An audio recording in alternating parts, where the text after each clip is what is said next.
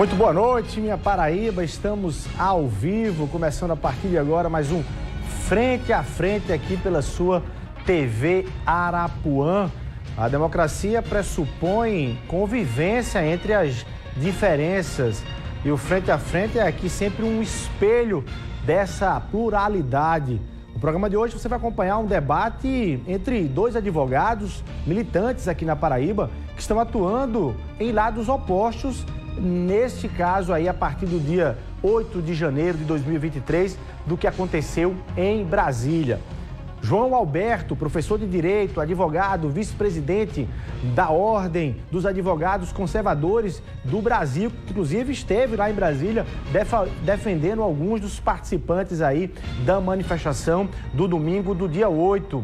E do outro lado, Olímpio Rocha, ele também professor de Direito, advogado, militante, dirigente do PSOL aqui na Paraíba e autor da representação criminal que pretende aí prender algumas lideranças políticas que estariam apoiando os movimentos aí de domingo do dia 8 de janeiro. Os dois aqui fazendo um debate para que você possa acompanhar e a partir dele formar aí suas opiniões. Frente a frente, a partir de agora, na sua TV Arapuã.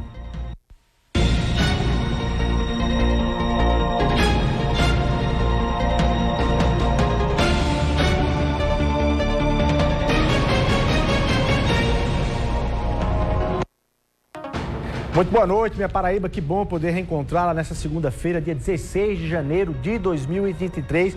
Fica aí com a gente, que a gente tem muito debate para fazer hoje aqui no Frente a Frente. Deixa eu cumprimentar então os meus convidados, começando aí pelo doutor João Alberto. Muito boa noite, doutor João, muito obrigado pela sua presença aqui no Frente a Frente. Eu que agradeço o convite e estamos à disposição para um debate sadio e que possa edificar quem está participando e assistindo. Bom demais. Doutor Olímpio Rocha, muito boa noite. Muito obrigado igualmente pela sua presença aqui no Frente a Frente. Boa noite, Luiz. Boa noite, doutor João. Boa noite aos paraibanos e às paraibanas que nos assistem nesse momento. Sempre aberto ao debate, sempre apto para trazer a defesa intransigente da democracia como é necessário. Bom demais. Para a gente explorar melhor aqui todos os temas, na verdade, a partir de pontos específicos, eu queria começar do geral, de algo mais amplo, para que vocês, até de forma didática, na vivência e na experiência e no conteúdo de cada um, dissessem que se concordam com os crimes que estão sendo tipificados em relação ao que aconteceu em Brasília. Aí eu não estou perguntando quem fez e quem não fez, estou perguntando se golpe de Estado, abolição violenta do Estado Democrático de Direito, dano qualificado ao patrimônio público, associação criminosa, se esses itens todos do Código Penal se encaixam ao que aconteceu domingo do dia 8 de janeiro, ou vocês retirariam ou colocariam, acrescentariam mais itens aí do Código Penal. Doutor João. Pois não. Antes de fazer essa capitulação, é muito importante fazer uma pequena retrospectiva. A Lei de Segurança Nacional era a Lei 7170, né?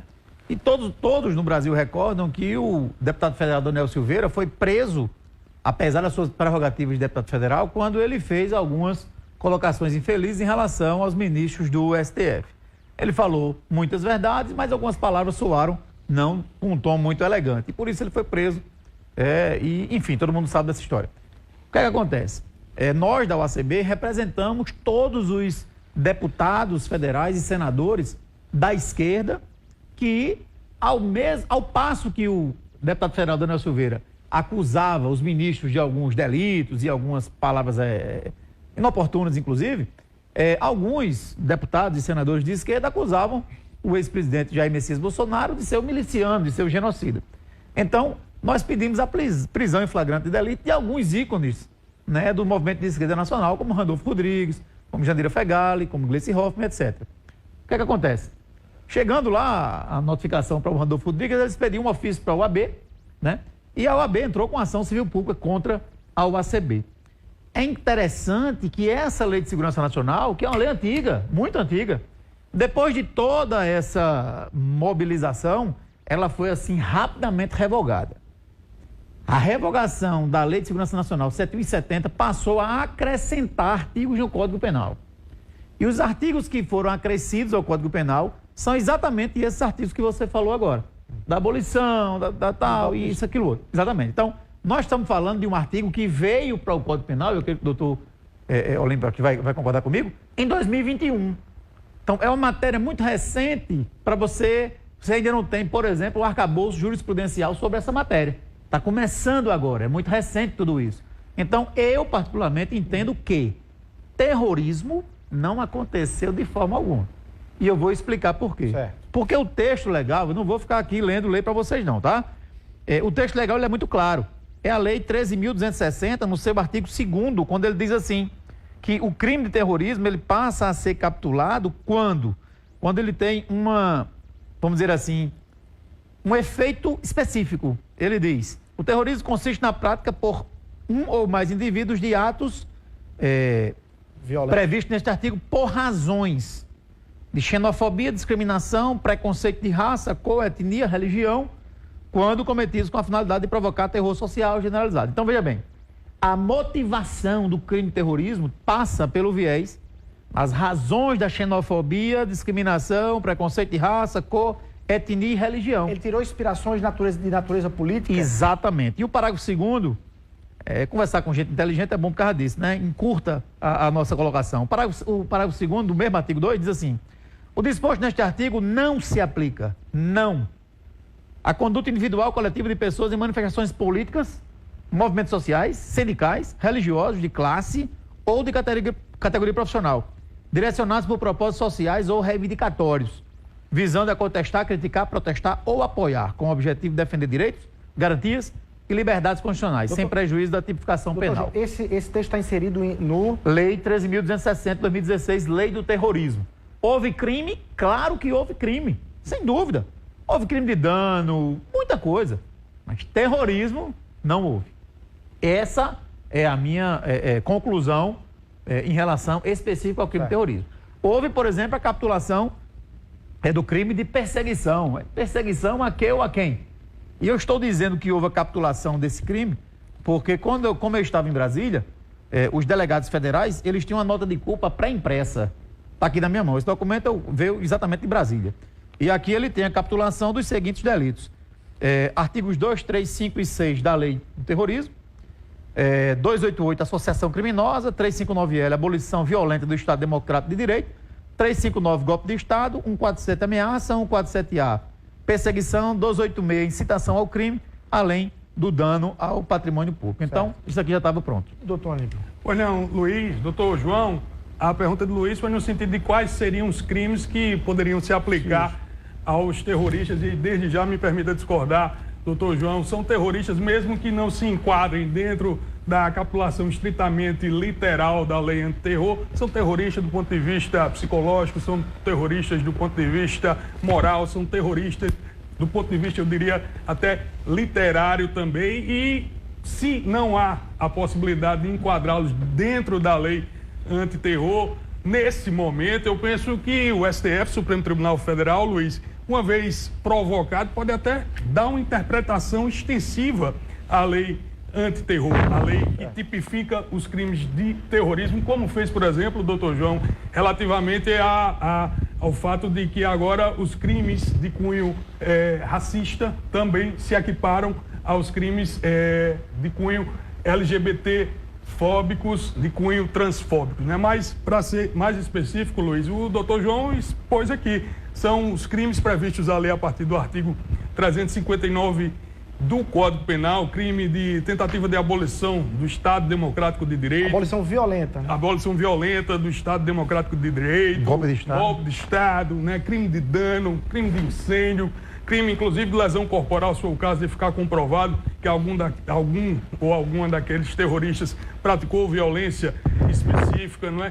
Sem esquecer, né, do fato de que agentes públicos que eventualmente deixaram de cumprir sua função pública prevaricam, né? Então, há uma série de crimes, há uma pleia de crimes tipificados no Código Penal que se encaixam ali. Se encaixam as práticas horrendas que vimos no dia 8 de janeiro, e não só as práticas que vimos no dia 8 de janeiro, como as práticas que vínhamos vendo desde o fim das eleições, desde a montagem dos acampamentos golpistas, tanto aqui em Campina quanto em João Pessoa, na frente dos quartéis, a incitação ao crime prevista no artigo 286. Então, as autoridades públicas, o STF, o Ministério Público Federal, a Polícia Federal, tem essa série de crimes previstos no Código Penal que podem ser e devem ser aplicados aos terroristas do dia 8 de janeiro, não só aqueles que estavam lá presentes, como é o caso, por exemplo, da ex-primeira-dama Pamela Borio, que foi representada por nós, né? Aliás, por nós... Vamos falar sobre isso. A gente vai chegar lá, né?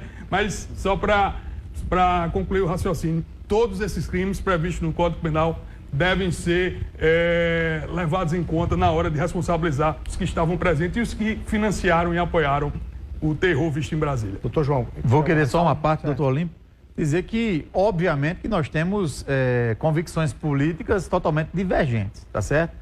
Mas nós não estamos aqui num ringue para digladiar, nós estamos aqui para debater ideias. Eu achei muito interessante a palavra do doutor Olímpio quando ele diz o seguinte, que são terroristas psicológicos. E aqui eu concordo com ele, eu só mudo os agentes. Porque, observe, vamos imaginar o seguinte, eu estava lá em Brasília, ok? Eu cheguei lá na terça-feira, às 15 horas, acho que dia 9, né? Dia 10. Dia 10. Né? E fiquei das 15 horas do dia 10 até as 6 horas da manhã do dia 11, atendendo as pessoas que estavam confinadas lá na Polícia Federal. E observe o seguinte, existem ônibus, eu vou citar o ônibus, por exemplo, da Paraíba e alguns ônibus que vieram de Araxá. Eles chegaram em Brasília às 21 horas, às 19 horas. Preste atenção, porque independente da sua paixão política, se você é direita, esquerda, se você é Lula, Bolsonaro, se você não é nada, você é uma pessoa que quer se informar, um crime que foi praticado às 15 horas não pode ter sido praticado por quem chegou em Brasília às 19. Isso é uma questão de lógica e bom senso. Então, isso está provado? Claro que está provado. Você tem celulares que foram apreendidos que você pode provar, você tem tacógrafo do ônibus que você pode provar, você tem câmeras de rodovia que você pode provar. Essas pessoas foram simplesmente conduzidas ao cárcere privado, sob o argumento da vice-governadora de que era uma decisão, mas que todo mundo ia para um local da federal e depois iriam embora em paz. Quem fez o chamamento foi as Forças Armadas. Então, neste caso, eu concordo com o doutor Olímpio. Há realmente um terrorismo psicológico, mas não foi ocasionado pelos patriotas que estavam lá e chegaram depois dos crimes que de fato aconteceram, como exemplo de crime de dano. Então, João, nesse caso, eu entendo que não tem como você aplicar essas pessoas ou prender pessoas que chegaram depois de evento. A gente vai chegar na parte da gente separar o joio do trigo, que aí sua experiência lá vai conseguir esclarecer bem isso, mas antes eu estava só querendo clarear do ponto de vista didático, do ponto de vista legal mesmo, e por isso que perguntei sobre se vocês concordam com os crimes que foram tipificados até então para quem eventualmente cometeu, não para quem não cometeu, para quem eventualmente cometeu. E aí eu quero avançar na pergunta para dizer o seguinte, para além das práticas de quem cometeu, a gente depois chega ali para fazer essa separação. Na visão de vocês, também entra no mesmo grau de responsabilidade os tais grupos de responsabilidade? Por exemplo, quem foi ali filmado quebrando, tem o mesmo peso de quem ficou aqui na Paraíba ou em outro estado apenas financiando, ou quem apenas não financiou, não esteve lá quebrando, mas nas redes sociais sempre defendeu isso. Porque aí entra, inclusive, na sua representação também, não há informações. Sim, claro. De que os deputados... o deputado estivessem lá presencialmente. Estavam lá presencialmente. Sim, claro. Eu quero que vocês analisem do ponto de vista jurídico e legal a questão das responsabilidades de cada ator e cada personagem. Há uma distinção de quem esteve lá e quebrou, de quem ficou aqui e só pagou, e de quem nem pagou, não quebrou, mas também ficou sempre estimulando e chamando isso e faz a defesa clara aí do golpe. Como é que vocês veem isso? Ô, Luiz, doutor João, claro. Vejam, essas pessoas que estavam presentes lá no dia 8 de janeiro, elas, inclusive, fizeram filmes delas próprias, né? Fizeram selfies delas próprias. Isso está disponível em vários canais do YouTube, está disponível em vários perfis das redes sociais. Então, obviamente, essas pessoas devem ser responsabilizadas, né, pelos crimes que nós citamos aqui, porque estavam lá presentes. E aqueles que não estavam presentes, sim, no mínimo, devem ser responsabilizados pelo crime do artigo 286 do Código Penal, que é o crime de incitação, e a depender da interpretação que a autoridade do Ministério Público dê, que a polícia dê, no inquérito que deve certamente apurar essas responsabilidades, essas pessoas podem eventualmente vir a ser apontadas como coautoras dos crimes do artigo 359-L, coautoras, enfim, mentoras intelectuais, né, porque, enfim, financiaram, porque, enfim, criaram todas as condições materiais para que aquelas pessoas pudessem estar lá em Brasília praticando o terror que praticaram. Foi nesse sentido que você representou, porque me parece que dos 5 nomes que você representou criminalmente junto ao STF, me corrija se eu estiver errado, o deputado Valber Virgulino, o deputado Cabo Gilberto, a vereadora Elisa Virgínia, Pamela Bório, e também o comunicador Nilvan Ferreira. Desses 5, 4 não estiveram lá, né? Só Pamela Bório tem registro da presença dela lá. É nesse sentido que você inclui esses 4 paraibanos? A nossa representação, que está inclusive disponível também nas redes sociais, nos blogs, ela faz menção específica ao crime do artigo 286, ao crime de incitação. Não é? Nós juntamos prints, juntamos vídeos, juntamos publicações dessas figuras públicas que você citou, de maneira que entendemos que não há sombra de dúvida nenhuma para que eles e elas sejam responsabilizados pela incitação que praticaram. Se eventualmente serão responsabilizados ou não por outros crimes, como autores intelectuais, enfim, como financiadores, aí vai caber a apuração do STF, do ministro Alexandre de Moraes, seus assessores da Polícia Federal e do Ministério Público Federal. Doutor João. Bom, eu acho que essa interpretação é um pouco extensiva. Né? O que é que a gente precisa compreender? As pessoas que, de fato, depredaram a coisa pública, né? Nós concordamos aqui, tanto eu como o doutor Olímpio, que houve crime. Nós não concordamos com as capitulações. Ele entende que houve crime de terrorismo, né? Golpe de Estado e tal. E eu não acredito que houve crime de terrorismo. Houve crime de dano. Isso aí é óbvio, só é você assistir, né, as reportagens, etc. A questão e o perigo é o seguinte, é essa interpretação extensiva ou esse neoconstitucionalismo que foi abraçado pelo ministro Barroso. E esse neoconstitucionalismo é uma roupagem nova para você ostentar o poder onde você não tem. O neoconstitucionalismo é o seguinte, o que a Constituição não prega, eu vou aqui, em um órgão colegiado, decidir, como ele decidiu. Preencher a lacuna. Não, negativo. Não é preencher lacuna, é criar um direito que não existe. Por exemplo, em determinado momento houve, depois eu passo para você o material, se for necessário, os telespectadores devem receber também, que o ministro Gilmar Mendes faz uma crítica ao ministro Barroso, quando ele diz assim, não, a gente vem com essa história, de repente, autoriza um aborto numa turma. 2-1, autorizou o aborto. Foi quando o ministro Barroso teceu várias críticas ao ministro Gilmar Mendes, teve aquela... que é exatamente isso. Esse é o perigo. Veja bem, no direito penal você não vai ter uma interpretação extensiva. Crime, matar alguém. Se você matar, é crime de homicídio. Se você não matar, não é homicídio. Por exemplo, o doutor Olímpio, com todo o respeito que ele tem, inclusive ele conhecia agora, não tenho nada contra o senhor, nem que desabone a sua pessoa. Mas assim, o crime de terrorismo, ele tem uma previsão perfeita. Não há crime se ele é anterior que o define, nem pena sem prévia combinação legal. O crime é esse. Eu não posso dizer, não, aqui diz isso, mas não foi de cunho religioso, mas... nós vamos fazer a interpretação extensiva... Você está dizendo que entra na subjetividade... Não. No direito penal, nós não podemos fazer essa interpretação extensiva, porque senão você passa a criar outros crimes que a lei não prevê. Esse é o entendimento. E quanto aos grupos de responsabilidade? Aí, veja só, o grupo de responsabilidade. Se porventura, e aí eu vou concordar com ele, se de repente, aquele rapaz, por exemplo, está com a camisa preta, com o nome de Bolsonaro, se alguém financiou... o rapaz se quebrou o relógio. Isso. O relógio... Se alguém pagou a ida dele e existe uma prova de que a pessoa já sabia que ele ia fazer aquilo, coautoria, partícipe, está previsão no Código Penal. Mas eu acho assim muito difícil. De repente você, por exemplo, tem muita gente que pagou rifa para as pessoas irem. Não sei lá para quem eu paguei a rifa, por exemplo. Não foi o caso aqui da Paraíba, mas de outros estados. Então eu creio que comprovar que Valber Virgulino, Cabo Gilberto, Nilvan e o outro que não estava lá, que você citou? A Elisa Virgínia, né? Que não estavam lá, mas que anunciaram nas redes sociais alguma coisa...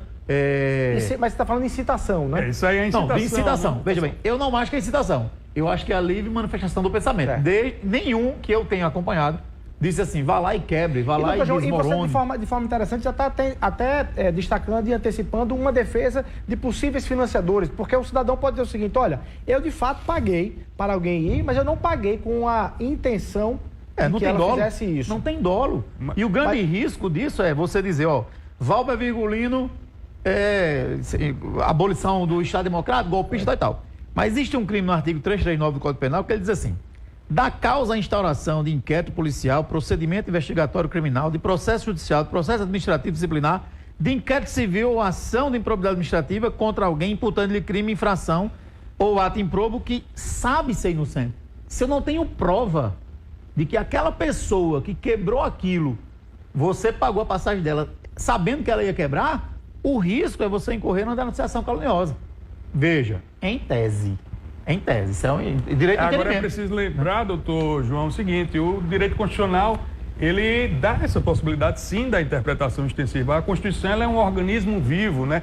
O entendimento jurídico que nós tínhamos em 88, ou seja, quando a Constituição foi promulgada, ele tem certos pontos em que difere do entendimento que temos hoje, não é? Então, a Constituição entendida como esse organismo vivo, entendida como a Constituição que, por exemplo, literalmente, em tese, não permite o casamento homoafetivo e por conta de uma interpretação sociológica, por conta de uma interpretação coadunada com os valores do tempo que mudou, agora permite, também pode ser interpretada de maneira tal a fazer com que o terrorismo seja também um dos crimes que vai ser imputado a esses que estiveram presentes em Brasília. Agora, independente de ser terrorismo ou não, o fato é que há artigos diversos que podem ser escolhidos pelos policiais, pelos procuradores do Ministério Público Federal, pelos promotores do Ministério Público Estadual, para responsabilizar essas pessoas, para que não haja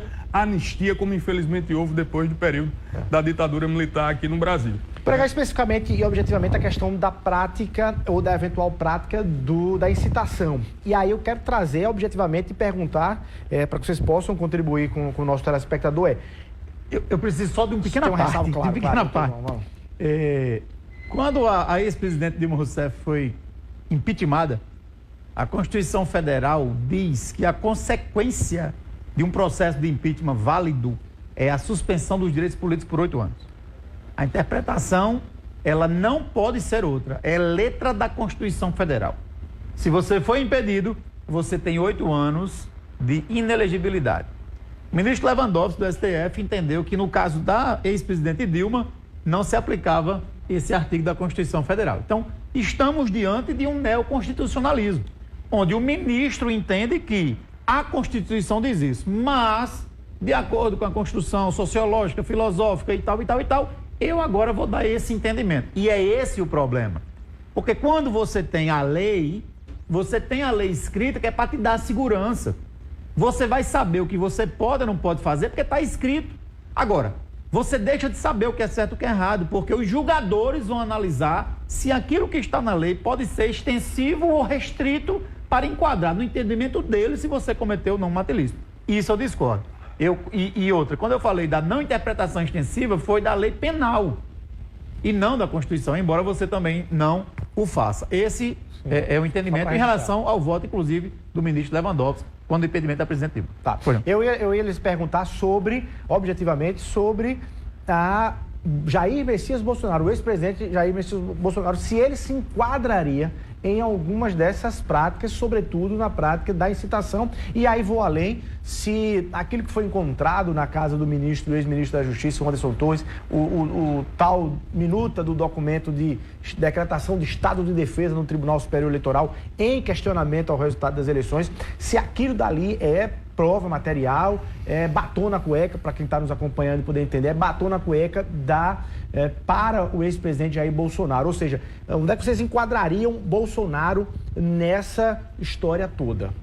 Veja, Luiz, o ex-presidente Jair Bolsonaro, como eu sempre o chamo, penso eu, é o responsável direto, sim, por esses atos horrendos que nós vimos no dia 8 de janeiro em Brasília. Assim como é o responsável direto também pelas mais de 600 mil mortes de brasileiros e brasileiras, entre eles e elas, se não me engano, mais de 10 mil paraibanos e paraibanas acometidos pelo coronavírus aqui no nosso estado, em razão das declarações estapafúrdias que fez durante os 4 anos de mandato, em razão de ter absolutamente negado a vacina para o povo brasileiro, em razão de absolutamente ter feito várias declarações fazendo coro àqueles que duvidavam da legitimidade das eleições de outubro, dando declarações no sentido de que não cumpriria decisões judiciais, né, dando declarações no sentido de que o TSE não deveria ser respeitado. Então é óbvio, está mais claro do que a luz solar, como se diz no jargão jurídico, que ele é incitador, que ele incitou diretamente essas pessoas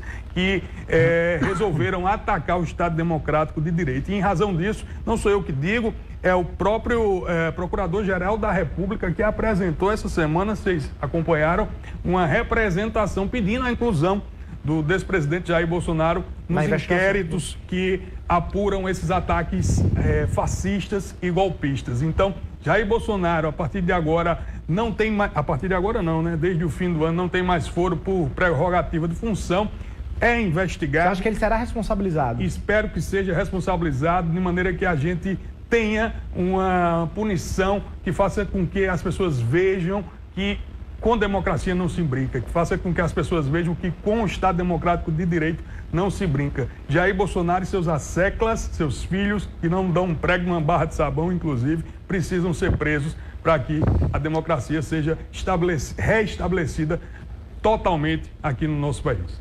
Você acha que juridicamente chegará à prisão, à pena privativa de liberdade no caso de Bolsonaro?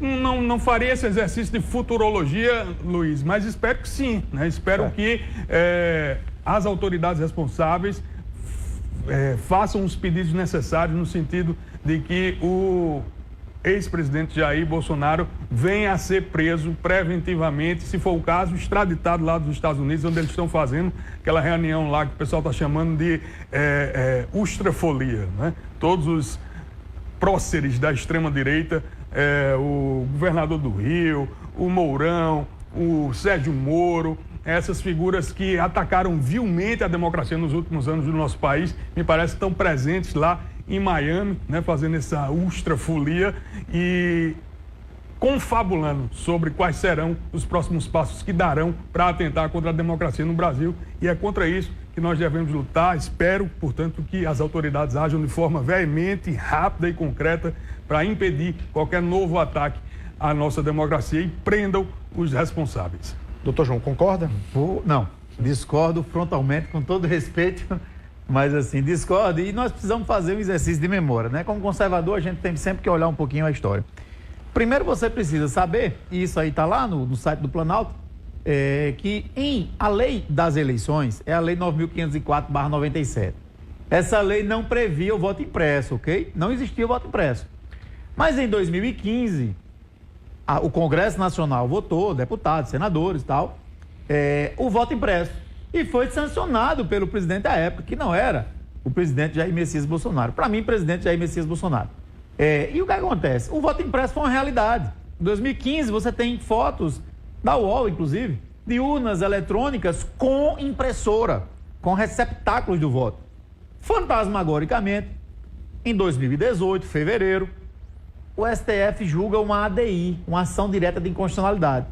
Com essa mesma interpretação extensiva, com esse neoconstitucionalismo, ele passa a entender que o voto impresso seria uma possibilidade das pessoas saberem quem cada um votou. E eles suspendem a eficácia do artigo 59A da Lei das Eleições 9.504/97, de 97, modificada em 2015. Mas por que 2018? Coincidentemente, o presidente Jair Messias Bolsonaro estava em plena ascensão. Diriam que ele ia depurar, ia sumir do mapa, não ia decolar. E aí foi retirado o voto impresso. É interessante que, não raro, os colegas, de colega porque não tenho nada contra ninguém da esquerda, apesar de ter a questão ideológica, falam tanto em democracia, mas até agora, você que é brasileiro, você que paga seus impostos, você homem ou mulher de bem, você tem um princípio constitucional que está sendo transgredido. E os defensores da democracia silenciam em relação a isso. É o princípio da publicidade. A administração pública ela é regida por 5 princípios, que a gente chama de LIMP: legalidade, impessoalidade, moralidade, publicidade e eficiência. Se eu não tenho código-fonte, eu nem tenho publicidade, nem eu tenho eficiência. Agora a pergunta é o seguinte: por que você não divulga o código-fonte que extrai exatamente quem votou em quem? Então eu não quero aqui dizer quem é golpista, porque, para bom entendedor, um pinga letra. Então, observe que, até o presente momento, nós não temos código-fonte. O presidente Jair Messias Bolsonaro tentou a todo momento comprovar a necessidade do código-fonte. Teve relatório de um lado, relatório do outro, relatório da defesa, relatório do PL, várias coisas. Até agora, não existe código-fonte. Então eu tenho o direito de achar que eu só acredito em quem venceu as eleições se eu tivesse o código-fonte. Isso é um direito meu, se é que eu ainda tenho essa liberdade. Eu não acredito que o presidente tenha participação em absolutamente nada disso. Eu acredito sim que é inclusive um entendimento até gramscista de aparelhar tudo e criar essa narrativa e fazer o quê? Quando os manifestantes chegaram na Praça dos Três Poderes, e aí, querido, basta você assistir as reportagens que foram ao ar, as pessoas que estavam a caminho organizadas pela Polícia do Distrito Federal, já tinha gente lá dentro, do Planalto, do STF, e aí eu te pergunto, por questão de bom senso, não existia guarda, não existia vigilantes, não existia ninguém nesse patrimônio público tão necessitado de uma guarda? Como é que esses criminosos, porque esses são criminosos, esses realmente teriam que estar na papuda ou na colmeia, mas não estão. Como é que eles estavam dentro do prédio público antes da chegada daquela multidão e eles não foram presos? Você está sinalizando que são... Veja, aí aquela história, vou concluir agora, para você dar uma parte. A questão é a seguinte, para fechar, eu não acredito, como você acredita, que o presidente Bolsonaro tem participação, porque eu acredito que pessoas, acredito não, né? Aprovado, que pessoas já estavam no interior dos órgãos públicos antes daquela massa de pessoas chegar. Então, isso já estava pré-definido que iria acontecer. Doutor, o senador Marcos Duval oficiou. Das urnas, doutor. Veja, as urnas, elas emitem o boletim de urna, né? Eu fui presidente de sessão vários anos na minha vida, antes de entrar especificamente para a política partidária, e sempre houve, e ainda há, os jornalistas do Torres sabe bem como âncora de jornal, pegam lá o boletim de urna e diz sessão tal, na escola tal, Bolsonaro teve tantos votos, Lula teve tantos votos. Então, essa história de código-fonte parece história da carochinha, ninguém entende o que é isso, sabe? Então, é necessário dizer, voltando ao tema central aqui da conversa, que Bolsonaro, ele sim incitou ao longo dos 4 anos ataques diuturnos à democracia, né? Ele dizia com todas as letras, basta procurar aí no YouTube, basta procurar nas redes sociais, basta procurar em qualquer site da internet. Ele dizia que não aceitaria ser derrotado nas urnas, ele dizia que não aceitaria qualquer tipo de revés que viesse a sofrer nas urnas, ele dizia que não aceitaria perder para a esquerda. Então isso obviamente que vai criando na mente do eleitor mais fiel bolsonarista o sentimento de insatisfação, o sentimento de revolta que levou a esses atos horrendos do último dia 8 de janeiro. O sentimento de justiça, inclusive, de fazer justiça, claro, como contragolpe. Então, se ele não incitou essas pessoas, sinceramente, ninguém incitou. Ele dizia todos os dias, todas as semanas, nas tais lives que ele tinha, semanais, essas asneiras, sabe? Então, é por isso que ele deve ser, sim, responsabilizado também como um dos artífices desse ataque terrorista à democracia que aconteceu em Brasília, sabe? Então, só para concluir o raciocínio, doutor, dizer que não só Bolsonaro, como todos os outros servidores públicos que eventualmente prevaricaram, que eventualmente deixaram de cumprir o seu dever funcional, precisam também ser responsabilizados, inclusive se houver militares. A gente conhece Brasília, sabe que é um plano, né? Sabe que aquela cidade ela foi planejada, Luiz, na segunda metade do século passado, certamente também de maneira a evitar que eclodissem movimentos sociais, como por exemplo Paris, essas cidades europeias antigas, né, elas têm seus guetos, né, muito mais difíceis, né, muito de mais acesso. De acesso, né? Então Brasília não, ela é plana, então só dá para chegar à conclusão que houve sim algum tipo de sabotagem interna, seja ela da cúpula militar, seja ela do GSI, seja ela de onde for, de maneira tal que é preciso sim investigar a fundo. O ministro Flávio Dino já está fazendo isso muito bem, o interventor federal, o Ricardo, lá no Distrito Federal, tem também feito isso, de maneira a saber quem são os responsáveis que eventualmente prevaricaram, quem são aqueles que sabotaram a segurança do Palácio do Planalto. Não é crível pensar que não houve esse tipo de sabotagem, porque, enfim, como o próprio presidente Lula disse, as portas sequer estavam arrebentadas, né? Então tudo leva a crer que houve essa sabotagem e é preciso saber quem sabotou, de modo que essas pessoas sejam responsabilizadas. Bom, doutor Olímpio, ele se reporta ao código-fonte como sendo um conto da carochinha. E se reporta isso como boletim de urna eletrônica, tal e tal. Eu não acho que é conto da carochinha. Ele fez menção aos boletins das urnas eletrônicas, que obviamente tem programas, tem algoritmos. O código-fonte, eu, por exemplo, que fiz um curso aqui de programação há muito tempo no Senac em linguagem Clipper, que nem existe mais praticamente, sei que o código-fonte é exatamente o código-fonte. É o que há de mais importante. Agora vamos lá. Se o código-fonte é conto da carochinha, por que você não publiciza o código-fonte? É exatamente a narrativa.